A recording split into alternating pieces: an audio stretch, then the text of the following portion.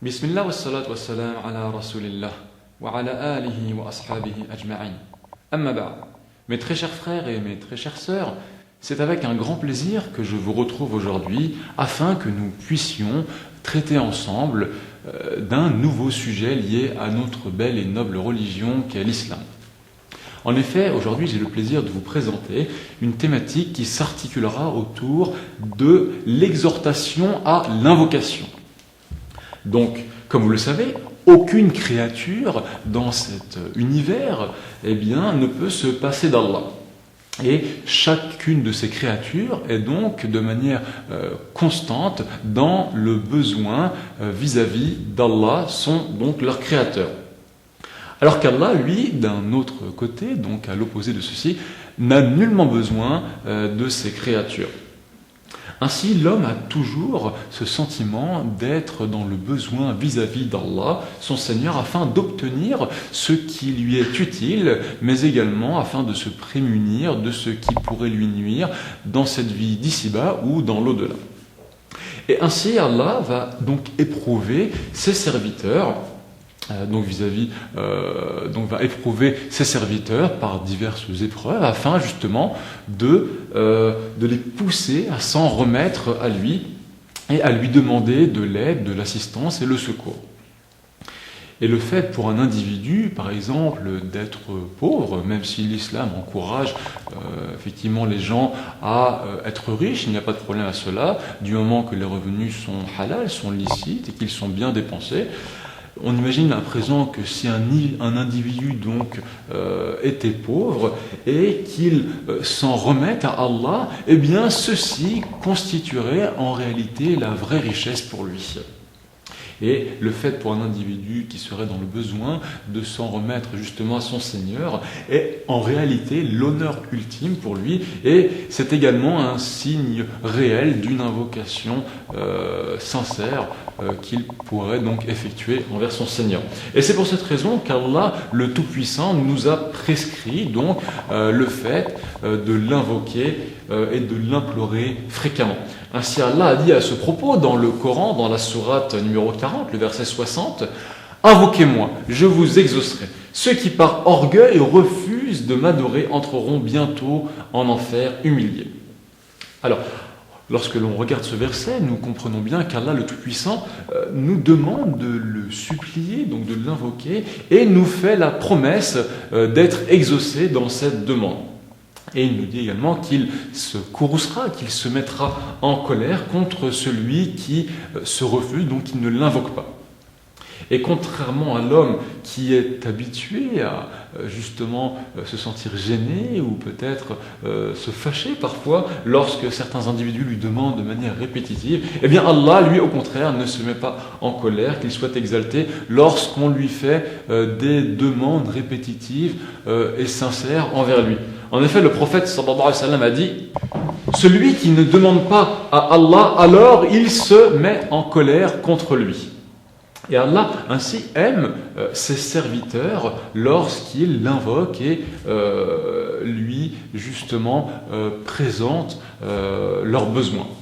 Et il aime également ceux qui lui demandent avec insistance et de par ce fait il va les rapprocher de lui.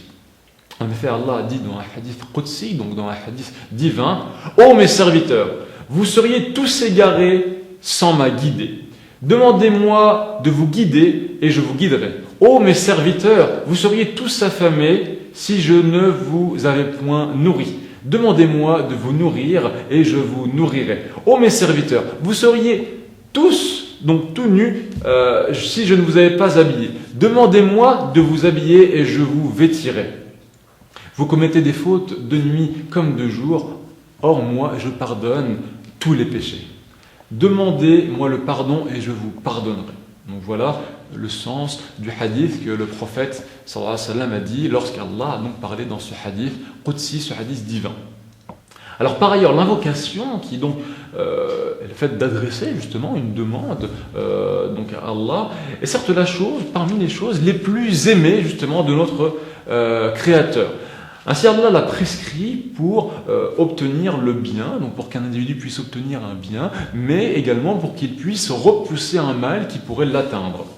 Ainsi, l'invocation est une très grande cause pour obtenir les bonnes choses et également les bénédictions. Et l'invocation est également une grande cause pour repousser toutes sortes de mal, ainsi que tout type de difficultés. Alors, Allah a ordonné donc à ses serviteurs de faire de nombreuses invocations, et ceci dans de nombreux versets. Ainsi, Allah a dit dans la sourate 40, le verset numéro 60, « Et votre Seigneur a dit, invoquez-moi, j'exaucerai vos demandes. Ceux qui par orgueil se refusent à m'adorer entreront bientôt dans l'enfer humilié. » Donc comme nous l'avons vu précédemment. Mais, comme vous le sachez, l'adoration d'Allah se réalise en très grande partie, donc, à travers justement cette invocation faite à notre Créateur. Et c'est ainsi que les habitants des cieux et de la terre demandent à Allah ce dont ils ont besoin, et ce, dans toutes les langues, dans tous les dialectes qui sont les leurs, et ce, justement, afin de pouvoir être exaucés par Allah. Et étant donné que l'invocation est l'adoration, elle ne doit être accomplie que pour Allah. Ainsi, nous ne devons pas donc invoquer avec Allah un ange, un prophète, un saint ou quelqu'un qui serait donc pieux, mort dans sa tombe. Cela n'est pas permis. Ainsi, Allah le Tout-Puissant a dit dans la sourate 72, le verset 18, « Et les mosquées sont consacrées à Allah, n'invoquez donc personne avec Allah. » Alors, quiconque maintenant invoque justement un prophète, un ange, un djinn ou un défunt dans sa tombe, aura certes donné un associé à Allah, aura certes commis du shirk, et Allah a dit dans le Coran, en mettant en garde justement vis-à-vis d'une telle injustice, Allah a dit dans la sourate 23, le verset numéro 117, « Et quiconque invoque avec Allah une autre divinité sans avoir la preuve évidente de son existence, aura à en rendre compte à son Seigneur. En vérité, les mécréants ne réussiront pas. » Alors Allah a également dit, dans la sourate numéro 10, des versets 106 au verset 107, Allah a dit « Et n'invoque pas en dehors d'Allah ce qui ne peut te profiter ni te nuire. Et si tu le faisais, tu serais alors du nombre des injustes. Et s'il te veut un bien, nul ne peut repousser sa grâce. Il en gratifie qui il veut parmi ses serviteurs. Et c'est lui le pardonneur, le miséricordieux. » Allah a également dit « Et le jour où il les rassemblera tous, puis il dira aux anges, « Est-ce vous que ces gens-là adoraient ? Ils diront, gloire à toi, tu es notre allié en dehors d'eux. Ils adoraient plutôt les djinns, en qui la plupart d'entre eux croyaient. » Et ceci est mentionné donc dans le verset numéro 40 au verset 44 de la sourate numéro 34. Sachez également que le musulman a besoin donc de l'invocation à chaque instant, et ceci afin d'obtenir justement ce qui peut lui être profitable dans ce monde, mais également dans l'au-delà, et également, comme nous l'avons vu, afin de repousser un mal qui pourrait l'atteindre. Alors, celui à qui Allah va accorder justement le privilège de toujours l'invoquer, de se montrer constant dans son invocation, aura certes été gratifié d'un très grand bien. Aussi, chers frères et chères sœurs en islam, sachez que l'invocation d'Allah fait partie des qualités des prophètes et de tous les bien-aimés d'Allah. Ainsi, Allah a dit à propos de ses prophètes, que la paix soit sur eux, il a dit dans la sourate Al-Anbiya, donc la sourate les prophètes justement, dans le verset numéro 90, « Ils concouraient au bien, et ils nous invoquaient par amour et par crainte, et ils étaient humbles devant nous. » Et à propos du prophète Ibrahim, donc, qui avait dit « J'invoque mon Seigneur en espérant ne pas être malheureux dans mon appel à mon Seigneur. » Ainsi, nous retrouvons ce verset dans la sourate numéro 19, verset numéro 48. Et l'invocation peut être réalisée de jour comme de nuit, sur la terre, sur la mer, chez soi, dans le marché, lors d'un voyage. Et cette invocation repousse par la grâce, par la permission d'Allah, les malheurs, mais également toutes les sources de problèmes, ainsi que les châtiments qu'aurait pu mériter un individu à cause des exactions, des péchés, des méfaits qu'il aurait pu accomplir. Donc en réalité, l'invocation est comme une arme justement pour le croyant. Et les compagnons du prophète l'avaient bien compris, et c'est pourquoi ils ne négligeaient aucune chose, ils ne négligeaient absolument rien lorsqu'ils pouvaient justement se tourner vers Allah pour lui demander justement d'exaucer leurs demandes. C'est ainsi qu'ils suppliaient Allah de manière constante en formulant leurs requêtes et ils étaient très liés, donc de manière très intime justement à Allah. Les compagnons du prophète sallallahu alayhi wa sallam étaient donc très liés à Allah, ils étaient très proches de lui, comme Allah justement nous l'a montré dans le Coran lorsqu'il a dit dans la sourate numéro 2 verset 186 « Et quand mes serviteurs t'interrogent à mon sujet, alors je suis tout prêt et je réponds à l'appel de celui qui m'invoque quand il m'invoque. » Ainsi, Allah est près de la personne qui l'invoque de manière constante et il est tout à fait disposé à répondre à un tel individu. Et c'est pour cette raison que les compagnons du prophète, qui étaient ceux qui voulaient mettre le plus en pratique justement les enseignements de l'islam, et c'est pour cette raison donc qu'ils étaient parmi les individus les meilleurs et les plus proches d'Allah, et c'est pour cette raison que leurs invocations étaient exaucées.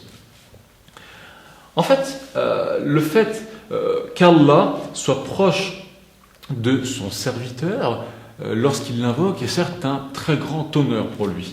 C'est ainsi que l'invocation du musulman, lorsqu'elle est faite sincèrement, est sans aucun doute exaucée si donc toutes les conditions sont réunies justement pour cette invocation.